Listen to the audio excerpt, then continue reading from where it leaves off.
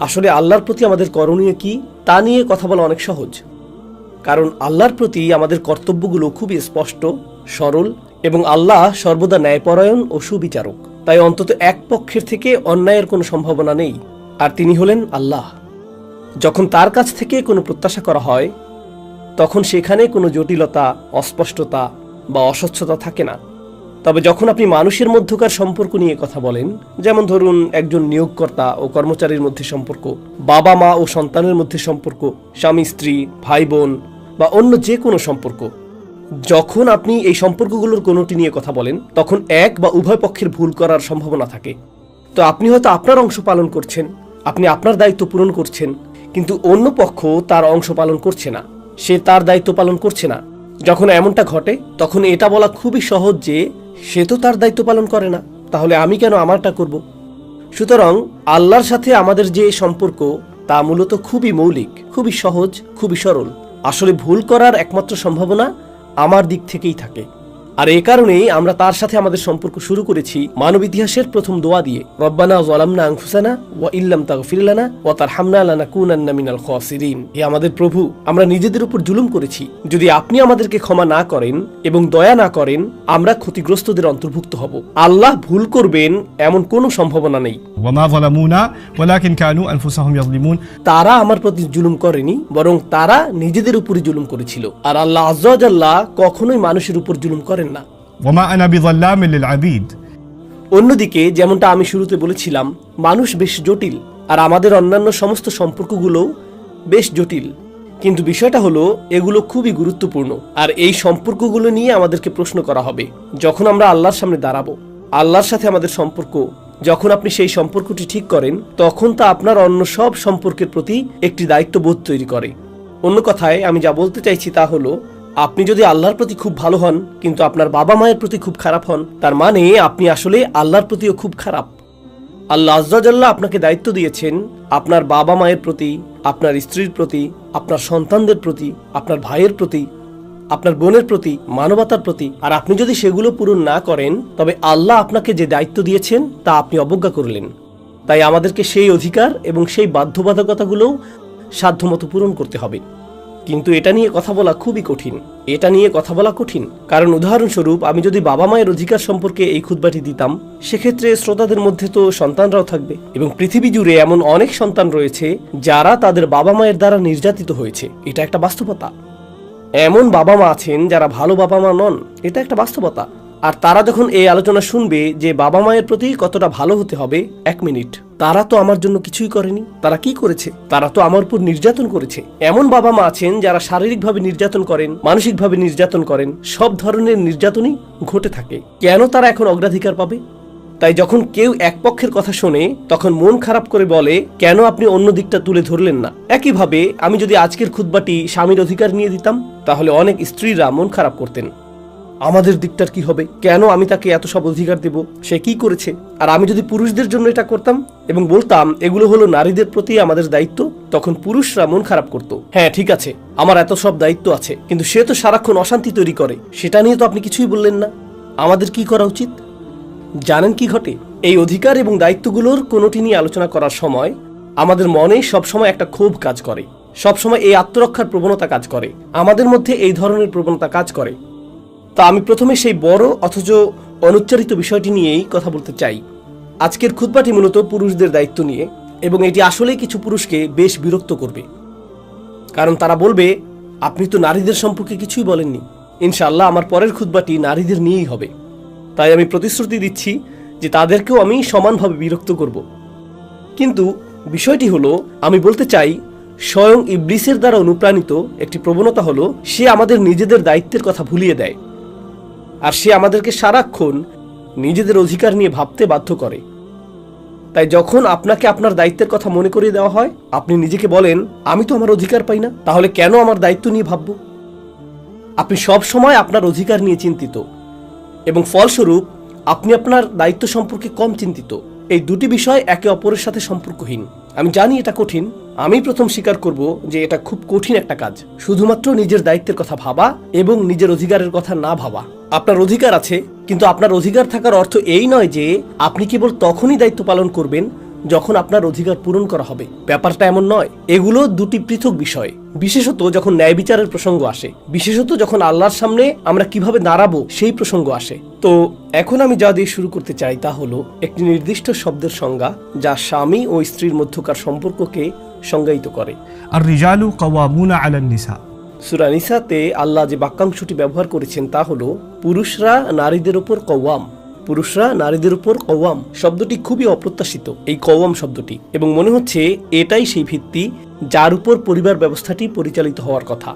আর নারীর প্রতি পুরুষের কর্তব্য এবং পুরুষের প্রতি নারীর কেমন প্রতিক্রিয়া দেখানো উচিত তা এই একটি বাক্যাংশে ধারণ করা আছে। বাকি সব কিছু, এটি একটি দীর্ঘ আয়াত। এই আয়াতে এরপরে যা কিছু এসেছে তা আসলে এই একটি বিবৃতির ছায়া। তাই এই খুতবাটি মূলত এই একটি বিবৃতির জন্য উৎসর্গীকৃত। الرجال قوامون على النساء। এবং মৌলিক এই শব্দটি আপনার এবং আমার জন্য এটি কি অর্থ বহন করে। কওয়াম শব্দটি আরবি শব্দ কিয়াম থেকে এসেছে, যার অর্থ দাঁড়ানো, এবং এর বেশ কয়েকটি অর্থ রয়েছে। এটি আরবি ভাষার অত্যন্ত সাবলীল শব্দগুলোর মধ্যে একটি। শব্দটি বাছাইয়ের ক্ষেত্রে আল্লাহ অসাধারণ বিজ্ঞতার প্রকাশ ঘটিয়েছেন। আপনি আরও অনেক শব্দ ব্যবহার করতে পারেন, কিন্তু বিশেষত এই শব্দটি যে জিনিসগুলো এটিকে অনন্য করে তুলেছে তার মধ্যে একটি হলো এই শব্দটি এবং আল্লাহর একটি নাম একই শব্দমূল থেকে এসেছে। আয়াতুল কুরসিতে আল্লাহর নামটি রয়েছে আল্লাহু লা ইলাহা ইল্লা হুয়াল হাইয়ুল কাইয়্যুম। এই কাইয়্যুম এবং কওয়াম শব্দ দুটি আসলে একই উৎস থেকে এসেছে। আমি একটি কারণে বিষয়টি উল্লেখ করেছি। আমি এটি উল্লেখ করেছি কারণ যেহেতু আল্লাহর নাম ব্যবহার করা হয়েছে কাইয়্যুম, তাই এই নামের সৌন্দর্য অবলোকন করার জন্য আমাদেরকে এই নামটিকে তার সকল অর্থে পরিপূর্ণ রূপে বুঝতে হবে। এবং এছাড়াও এই শব্দটি নিজেই এখন পবিত্র হয়ে উঠেছে, এবং এর কিছু অর্থ সরিয়ে নেওয়া বা এমন কোনো অর্থ যোগ করা যা এতে নেই, এটি হবে ধর্মদ্রোহিতা। যেহেতু এটি পবিত্র এবং এটি স্বয়ং আল্লাহর নামগুলোর একটি, এটি থেকে উদ্বুদ্ধ বৈশিষ্ট্যগুলো অনুকরণ করা আমাদের কর্তব্য। এখন এই অর্থগুলোর মধ্যে প্রথমটি নাকিদুল জুলুস, কিয়াম অর্থ দাঁড়ানো, বসে না থাকা। এটি ইঙ্গিত করছে কর্মতৎপরতা। যেমন কেউ প্রতিনিয়ত কোনো কিছুতে নিযুক্ত রয়েছে যে কখনো নিষ্ক্রিয় থাকে না। আপনারা জানেন গাড়িতে অটো পাইলট বা ক্রুজ কন্ট্রোল অপশন দেওয়া থাকে, তাই না? অথবা এমন মেশিন রয়েছে যা আপনি একবার চালু করলে তা নিজে থেকেই চলতে থাকে, কারো দ্বারা ক্রমাগত এটি চালানোর প্রয়োজন হয় না। আমরা এরকম অবস্থার কথা বলছি না, আমরা ঠিক এর বিপরীত অবস্থার কথা বলছি। এটি এমন বিষয় যা আপনি সক্রিয়ভাবে চেষ্টা না করা পর্যন্ত কাজ করে না। আপনি কেবল অন বাটন টিপে এটিকে চলতে দিতে পারবেন না। আর মজার বিষয় হলো শব্দতত্ত্বে এটিকে একটি প্রাচীন কবিতার মাধ্যমে ব্যাখ্যা করা হয়েছে। একজন দাস ছিল, আগেরকার দিনে দাস প্রথা ছিল, তো সেই দাসকে বিক্রি করা হবে এবং বিক্রি হওয়ার সময় সে বলেছিল দয়া করে আমাকে কিনবেন না। আর সেই কবিতার এই লাইনটি বলেছিল فإني فإذا جعت أبغضت قوما وإذا شبعت أحببت نوما। সে বলল আমাকে কিনবেন না, কারণ যদি আমি ক্ষুধার্ত থাকি আমার খুব বিরক্ত লাগে, আমি মোটেই কাজ করতে পারি না, আমার কিছুই করতে ইচ্ছা করে না, তাই আমাকে দিয়ে কোনো কাজ করাতে পারবেন না, বিশেষত যখন আমি কি ক্ষুধার্ত। আর যদি আমি ভালো করে খাই, আমি শুধু ঘুমাতে ভালোবাসি।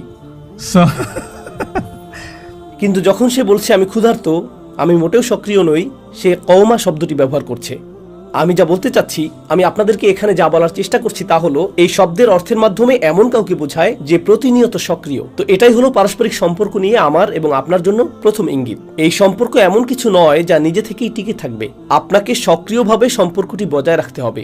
স্বামী স্ত্রীর মধ্যে ভালোবাসা এমন কিছু নয় যা নিজে থেকেই চলতে থাকে, এটিকে পরিচর্যা, লালন এবং বিকশিত করতে হয়। এটি এমন কিছু যেখানে বারবার ফিরে আসতে হয়। আপনি ধরে নিতে পারবেন না যে এটি বিদ্যমান, এটি শুকিয়ে যেতে পারে এবং এটি ক্ষয়ে যেতে পারে। এই ধারণা যে মনের কষ্টগুলো ক্ষমা করে দেওয়া হয়েছে বা আঘাতের অনুভূতিগুলো মিলিয়ে গেছে, এই ধারণা করলে হবে না। আঘাত নিজে থেকে চলে যায় না, আপনাকে এটি দূর করার জন্য কাজ করতে হবে, আপনাকে এটা ঠিক করতে হবে। সুতরাং একটি সক্রিয় ভূমিকার প্রয়োজন। কখনো কখনো মানুষ একই ছাদের নিচে বাস করে, বছরের পর বছর তারা একে অপরের সাথে কথা বলে না, অথবা সত্যিকারের কোনো কথোপকথন হয় না। রাতের খাবারটা কেমন, অফিস কেমন কেটেছে, কিভাবে এসেছো, ওকে আমি এখন টিভি দেখবো। এভাবে বছর কেটে যায় আর পরস্পরের মাঝে সত্যিকারের কোনো কথোপকথনই হয় না। তারা কোনো সম্পর্কই গড়ে তোলেনি। তাদের মধ্যে একমাত্র মিল হলো উপরের একটি ছাদ, এটাই তাদের মিল। পুরুষদের এমনটা করা উচিত না। বিশেষত পুরুষদের জন্য একটি সম্পর্কের রক্ষণাবেক্ষণের ক্ষেত্রে সক্রিয় থাকাটা কঠিন, কারণ আমরা এমনিতেও খুব একটা কথা বলি না। আমরা কেবল নিষ্ক্রিয় থাকতে পছন্দ করি। আমরা সারাদিনের কাজের পর বাড়ি এসে সোফায় বসে টিভি চালু করে বা মোবাইলে মগ্ন হয়ে দীর্ঘশ্বাস ফেলে বলতে চাই, আমার কথা বলতে ইচ্ছা করছে না। আর স্ত্রী এসে বলে, এই তোমার দিনটি কেমন গেল, কেমন চলছে, তোমার কেমন লাগছে আমাকে বলো, আমরা কি এটা করতে পারি, আমার এখন এটা ভালো লাগছে না, আমরা কথা শুরু করতে চাই না, আমাদেরকেই বরং কথা শুরু করতে হবে। এটি হলো প্রথম অন্তর্নিহিত অর্থ। القيام العزم. কিয়াম এর আরেকটি অর্থ হলো সংকল্প। আর এই কারণেই এমনকি কোরআনে ولما قام عبد الله يدعوه মাক্কি যুগে কাবা ঘরে এসে দাঁড়িয়ে নামাজ আদায় করাটা ভীষণ কঠিন একটা কাজ ছিল, কারণ আপনি প্রহারের শিকার হতে পারেন। আর তাই যখন কেউ সলাত আদায়ের সংকল্প গ্রহণ করত, তাদের সামনে থাকা সকল প্রতিকূলতা সত্ত্বেও এর জন্য কিয়াম শব্দটি ব্যবহার করা হয়েছে। একইভাবে গুহাবাসীরাও গোটা জনপদের সামনে সাক্ষ্য দিতে আতঙ্কিত ছিল, কারণ তাদেরকে হত্যা করা হবে যদি তারা সাক্ষ্য দেয় যে উপাস্য কেবল একজনই, যেহেতু বাকি সবাই বহু উপাস্যের উপাসনা করত। কিন্তু إذ قاموا فقالوا يعني إذ عزموا فقالوا. যেমনটা তাফসীরকারগণ বলেছেন, সংকল্পবদ্ধ হওয়া, কোনো কিছুর জন্য সংকল্প গ্রহণ করা, পুরুষদের এই সম্পর্কের প্রতি সংকল্পবদ্ধ হতে হবে। আর এটাই আসল কারণ যে জন্য আমি এই বিষয়টি বাছাই করেছি। আমি এই অর্থগুলো দ্রুত বলে যাব এবং তারপর মূল কথায় আসব যা আমি বলতে চাই। কিয়াম এর আরেকটি অর্থ সাবাত, স্থিরতা। এটা থেকে মূলত কওয়াম শব্দটি এসেছে। আর কওয়াম হলো নিজামহু ও আইমাদহু, একটি দালানের স্তম্ভ সেটির কওয়াম, যে জিনিসটি কোনো কিছুকে একসাথে ধরে রাখে, স্তম্ভগুলো ধরে রাখে, যার উপর আপনি সবসময় নির্ভর করতে পারেন। একটা বাড়ির ভেতরের আসবাবপত্র নড়তে পারে, দেয়ালও নড়তে পারে, স্তম্ভগুলো নড়তে পারে না। আমাদেরকে আমাদের পরিবারে, আমাদের নারীদের জন্য সেরকম অবিচল হতে হবে। আমরা দোদুল্যমান হতে পারি না। গতকাল আপনি এটা বলেছেন, আজ আপনি ওটা বলছেন। গতকাল বলেছিলেন এটা ঠিক আছে, আজ এটা ঠিক নেই। আপনি এমন দোদুল্যমান হতে পারেন না। আপনাকে অবশ্যই স্থির থাকতে হবে। এটাই কওয়াম শব্দটির আরেকটি অর্থ। এবং পরিশেষে আমার প্রিয় একটি অর্থ, মূলত এটা থেকে কিমা শব্দটি এসেছে। এটা খাবার কিমা না, বরং কিমা হচ্ছে আসলে মূল্য, সামানুশাই। একজন পুরুষের কওয়াম হওয়ার অর্থ হলো এটা তার দায়িত্ব, তার স্ত্রীকে জানানো যে সে কতটা মূল্যবান, সে কতটা মূল্য দেয়, সে তার প্রশংসা করে, সে তাকে স্বীকৃতি দেয়, সে তাকে জানায় যে সে কতটা সুন্দর।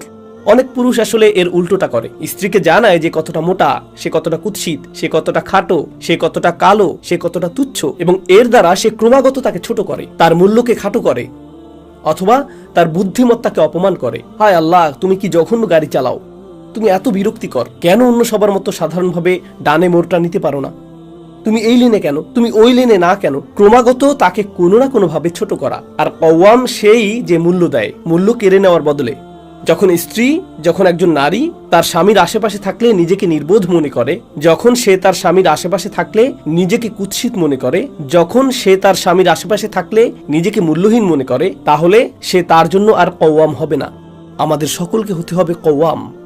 এখন আমি এই সব কিছুকে একটি নির্দিষ্ট প্রেক্ষাপটে তুলে ধরতে চেয়েছিলাম, আর তা হলো আমরা ভালো স্বামী হওয়ার আগে। আর প্রসঙ্গত আয়াতটি শুধুমাত্র স্বামীদের নিয়ে নয়, এটা আলা নিসা। এটা আসলে এই ধরনের আচরণ আমাদের করা উচিত আমাদের মা, আমাদের বোন, আমাদের কন্যাদের প্রতিও।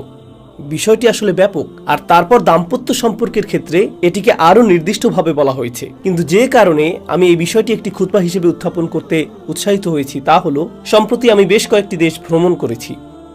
যখন আমি ভ্রমণ করি, বিভিন্ন সম্প্রদায়ের সাথে কথা বলি।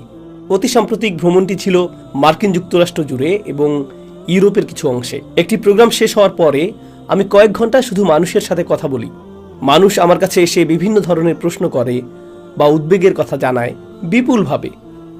বিপুলভাবে। যে মহিলারা আমার সাথে কথা বলতে এসেছিলেন তারা আমাকে বলেছিলেন যে কিভাবে তাদের স্বামীরা, তারা ভালো স্বামী, কিন্তু তারা তার শ্বশুরবাড়ির লোকদেরকে তার প্রতি অন্যায় করার সুযোগ দেয়।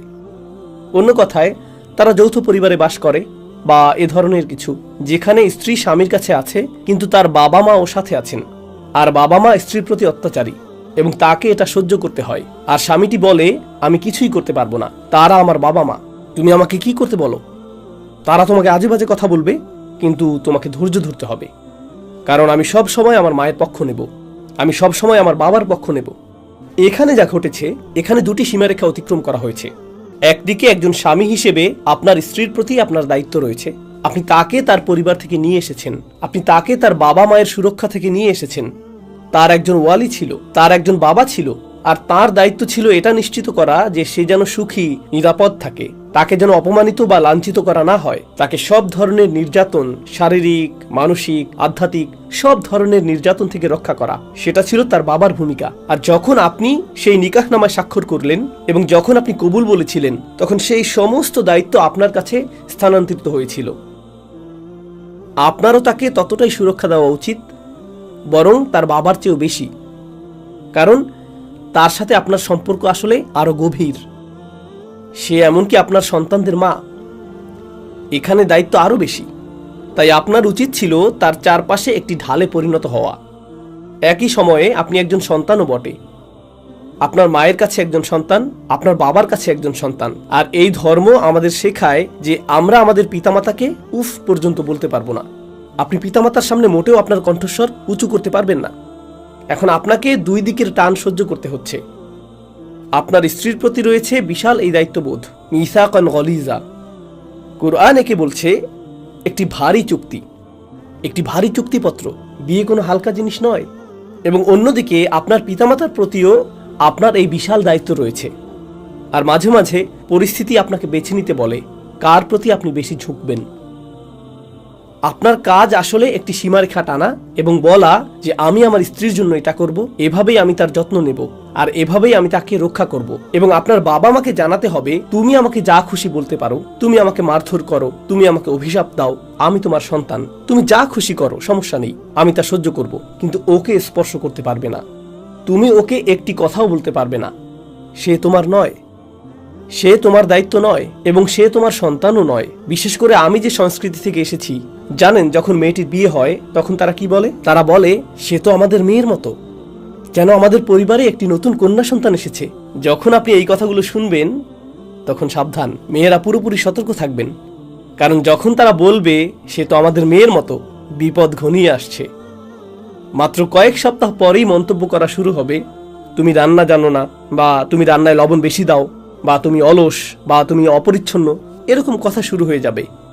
না না না না না, এই নারী এবং তার স্বামীর পরিবারের মধ্যে সম্পর্ক প্রথমে এবং সর্বাগ্রে পারস্পরিক শ্রদ্ধার সম্পর্ক। তার সাথে সম্মানের সাথে আচরণ করতে হবে এবং তার আচরণও সম্মানসূচক হতে হবে। যখন অধিকার এবং কর্তব্যের প্রশ্ন আসে, সে আপনার বাবা মায়ের কথা শুনতে কোনোভাবেই বাধ্য নয়। আমি দুঃখিত এজন্য যে আমি আপনার জন্য দুঃখ বোধ করছি। আপনি এতদিন ধরে এটা বিশ্বাস করেছেন, কিন্তু আপনার বাবা মায়ের কথা শোনার কোনো বাধ্যবাধকতাই আপনার স্ত্রীর নেই।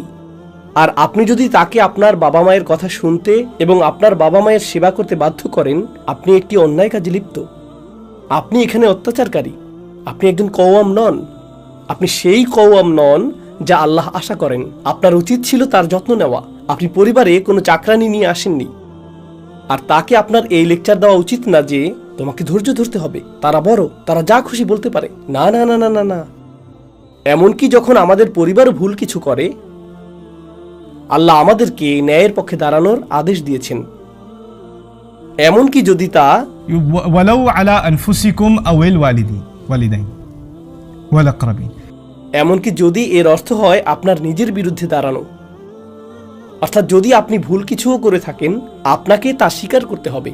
আর যদি আপনার বাবা মাও ভুল কিছু করেন, আপনাকে ভালোবাসার সাথে, সম্মানের সাথে, মাথা নিচু করে, নম্র কণ্ঠে তবুও তাদেরকে বলতে হবে তুমি এটা করতে পারো না, তুমি এটা করতে পারো না, বাবা এটা ঠিক নয়, আমি এটা হতে দিব না।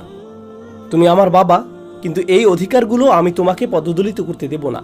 কারণ আল্লাহ তোমাকে জিজ্ঞেস করবেন না, আল্লাহ আমাকে জিজ্ঞেস করবেন আমি আমার স্ত্রীর উপর কওয়াম ছিলাম কিনা।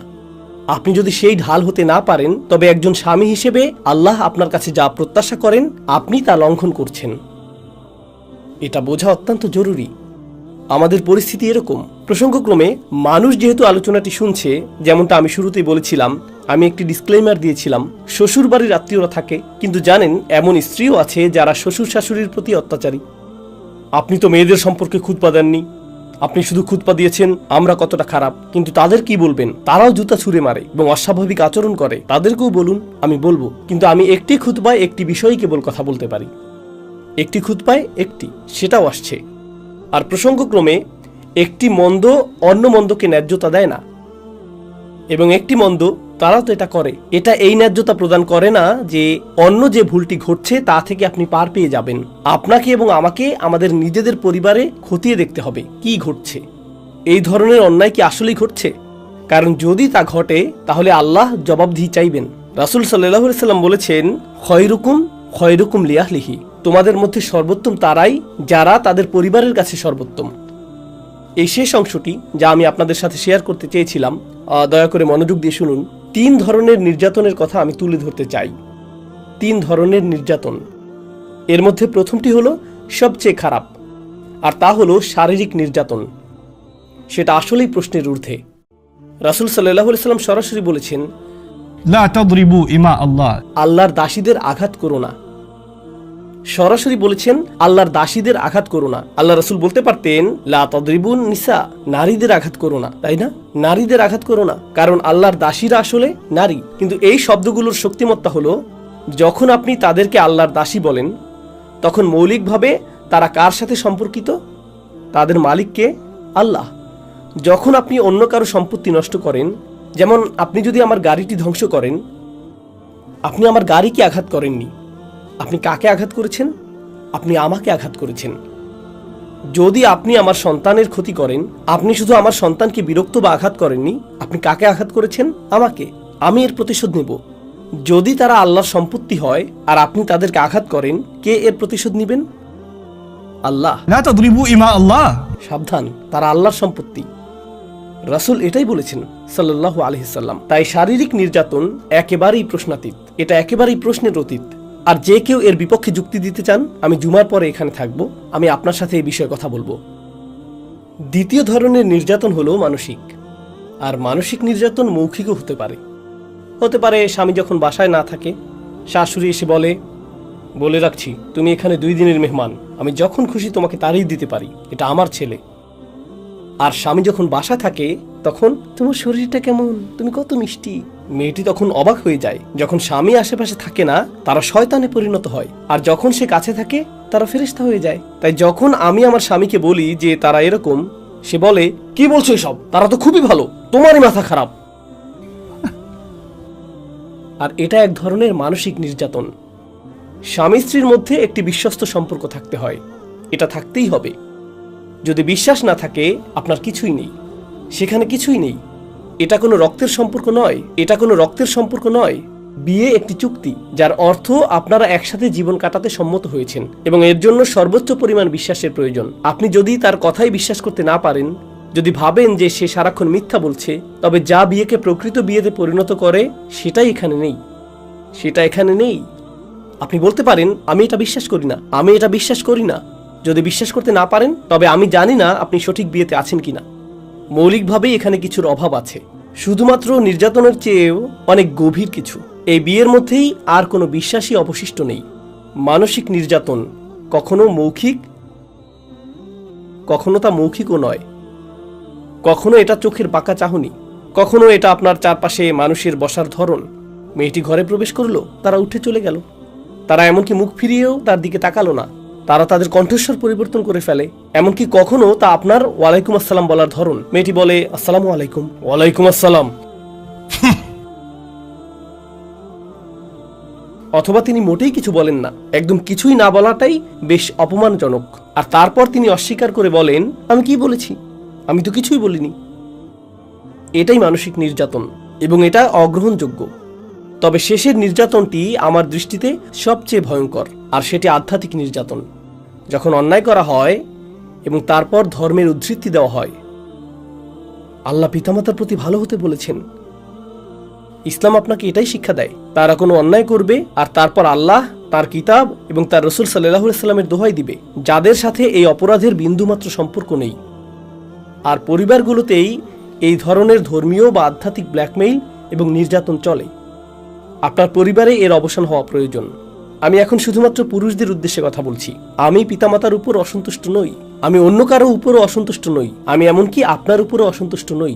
কিন্তু আমি শুধু আপনাকে এবং আমার নিজেকে একটি বাস্তবতার মুখোমুখি করছি। দেখুন, আমাদের পিতামাতা খারাপ নন, তারা তা নন। তারা একটি নির্দিষ্ট সংস্কৃতিতে বেড়ে উঠেছেন, তারা একটি নির্দিষ্ট পরিবেশে বেড়ে উঠেছেন। তাদের নির্দিষ্ট কিছু রীতি আছে যাতে তারা অভ্যস্ত হয়ে গেছেন, আর এর কিছু অংশ সঠিক নয়, কিন্তু তারা তা বোঝেন না। তারা সেটাই করেন যা তাদের কাছে সঠিক মনে হয়। মজ্জাগতভাবে কেউই খারাপ না, তারাও নন। যদিও কিছু মহিলা তাদের শ্বশুরবাড়ি সম্পর্কে এরকমটা মনে করেন, তো মজ্জাগতভাবে কেউই খারাপ না। সবাই শুধু ভিন্ন দৃষ্টিকোণ থেকে চিন্তা করে। আপনি কিন্তু মাঝখানে আছেন।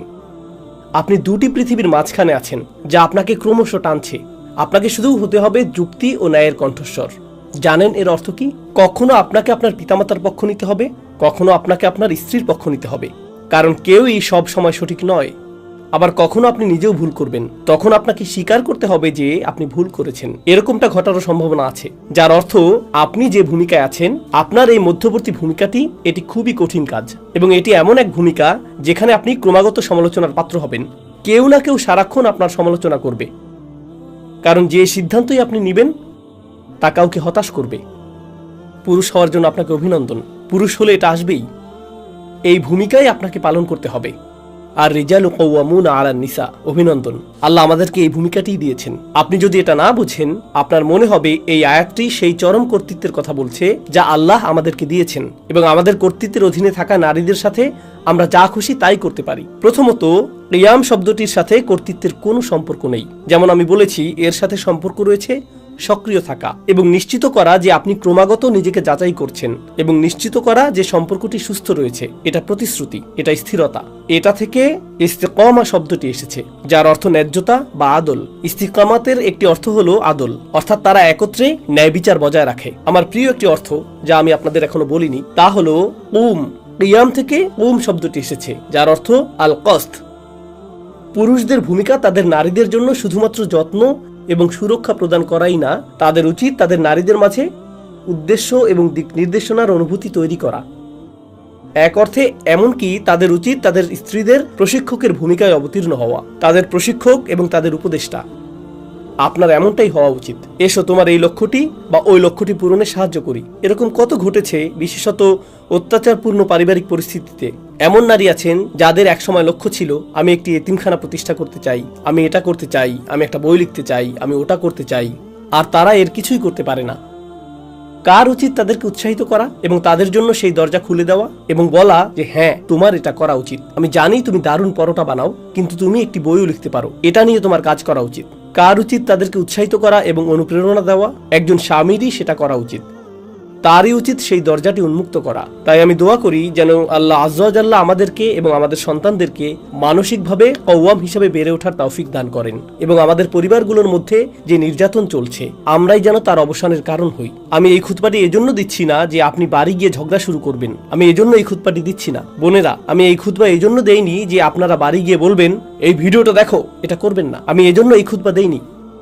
এটা পুরুষদের নিজেদের আত্ম উপলব্ধির জন্য। আমরা এখন এক ধরনের স্বার্থপরতার নীতি গ্রহণ করেছি।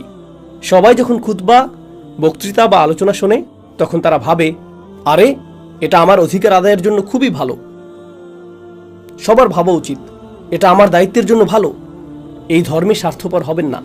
এই ধর্মের প্রধান ভূমিকা হলো আল্লাহর প্রতি নিজেকে উৎসর্গ করা। তাই আমার নিজেকে নিজের যাচাই করতে হবে। আর আপনি যখন ফিরে গিয়ে এগুলো বাস্তবায়ন করার চেষ্টা করবেন, দয়া মায়ার সাথে তা বাস্তবায়ন করুন। এমনকি যদি আপনার পিতামাতা ভুলও করেন আর আপনি তাদেরকে সংশোধন করেন, আপনি কোনো পুলিশ অফিসারও নন, আপনি কোনো বিচারকও নন, আপনি এখনো একজন সন্তান। এমনকি যদি আপনি তাদেরকে সংশোধনও করেন, ভালোবাসা, দয়া এবং যত্ন দিয়ে তাদেরকে সংশোধন করবেন। আপনি এই ব্যাপারে কৌশলী এবং সতর্ক হবেন। আল্লাহ আজ্জা ওয়া জাল্লা আমাদেরকে সেই সূক্ষ্মতার অনুভূতি দান করুন যেন আমরা আসলেই রাসূল সাল্লাল্লাহু আলাইহি ওয়াসাল্লামের এই বাণীর অনুসরণ করতে পারি।